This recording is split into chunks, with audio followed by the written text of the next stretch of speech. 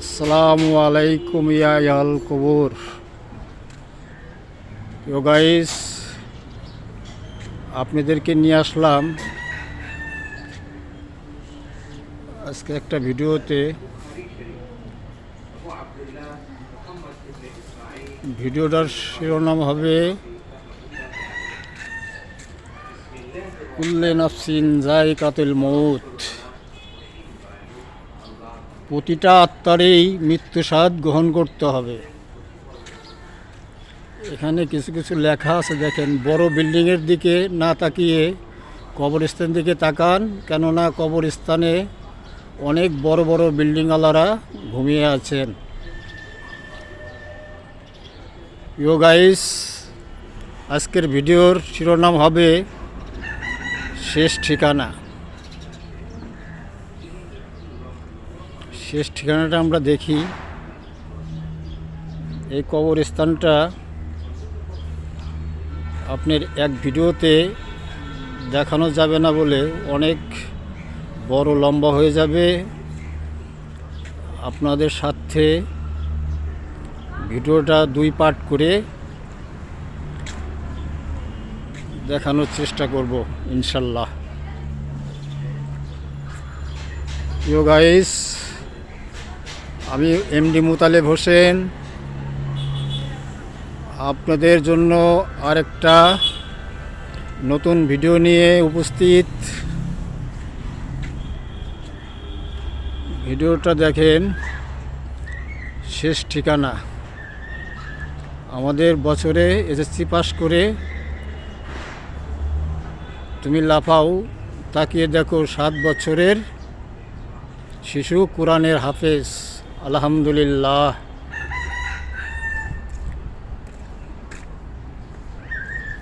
এখানে লেখা আছে গরমে পর্দা করা আর শীতে উঠে ফজরের নামাজ পড়া, দুটাই ইমানের পরীক্ষা। ইউ গাইস, এই কবরটার দর্শনীয় ব্যাপার হইল, এই কবরস্থানে হাদিস অনুযায়ী আপনার কোনো পাকা কবর নেই, সব কবরগুলাই বাঁধানো ছাড়া। প্রিয় গাইস, ইসলামের স্তম্ভ 5টি, তার মধ্যে কালেমা, নামাজ, রোজা, হজ, জাকাত।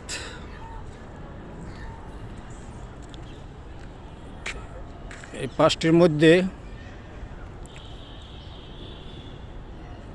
3টি সবার জন্যই প্রযোজ্য, আর 2টি যাদের টাকা পয়সা আছে তারা হজ করবেন, জাকাত দিবেন। আর যাদের টাকা পয়সা নাই হজ করার, জাকাত দেওয়ার, তারা কালেমা, নামাজ, রোজা এগুলো বাধ্যতামূলক করতে হবে। নামাজ, নামাজ, নামাজ। প্রিয় গাইস,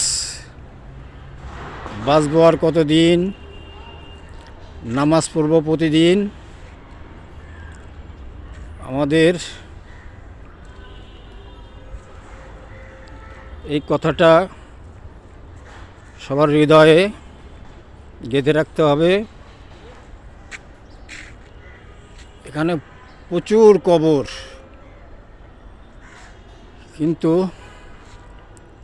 একটা কবরও বাঁধানো নেই। এখানে সারি সারি, 1 সারি, 2 সারি, 3 সারি, 4, 5 সারি, বহুত লম্বা কবরস্থান।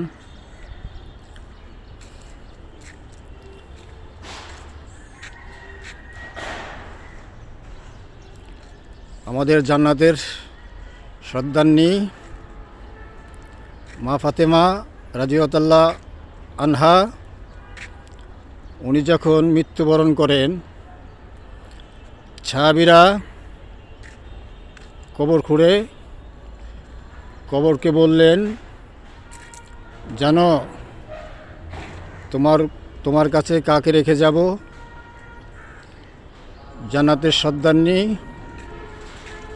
মা ফাতেমা রাদিয়াল্লাহু আনহা এবং হাসান হোসেনের আম্মা প্রিয় নবী হযরত মুহাম্মদ সাল্লাল্লাহু আলাইহি সাল্লামের কন্যা তোমার বুকে রেখে যাব। কবর উত্তরে বলল, আমি মা ফাতেমাকে চিনি না, আমি হাসান হোসেনের আম্মাকে চিনি না, আমি প্রিয় নবী হযরত মুহাম্মদ সাল্লাল্লাহু আলাইহি সাল্লামের কন্যাকে চিনি না। আমার কাছে আমি সাপ বিচ্ছুর ঘর, পোকামাকড়ের ঘর, আমার কাছে আসতে হলে নেক আমল করে আসতে হবে। যারা আমল ঠিক থাকবে তাদের জন্য আমি শান্ত, আর যারা আমল ঠিকভাবে করে আসতে পারবে না তাদের জন্য আমি অশান্ত।